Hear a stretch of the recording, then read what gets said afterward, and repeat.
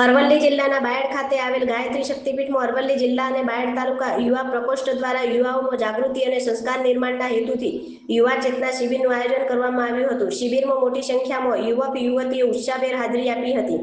કાર્યક્રમમાં અરવલ્લી જિલ્લા સંયોજક મહેન્દ્રભાઈ પટેલ, ઉપઝોન સંયોજક જયેશભાઈ બારોટ, સુરતથી આશાબેન રાખોલિયા, અમદાવાદથી પ્રવીણભાઈ પંચાલ, સુરત તાલુકા સંયોજક સ્વયં પ્રકાશજી તેમજ ગુજરાત યુવા પ્રકોષ્ઠના પ્રભારી કિરીટભાઈ સોની સહિતના આગેવાનો અને વક્તાઓ ઉપસ્થિત રહ્યા હતા।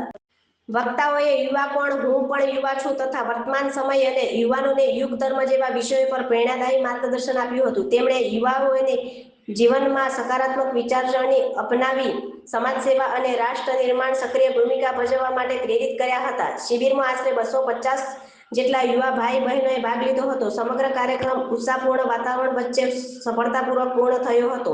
રિપોર્ટર જગદીશ પ્રજાપતિ, બાયડ।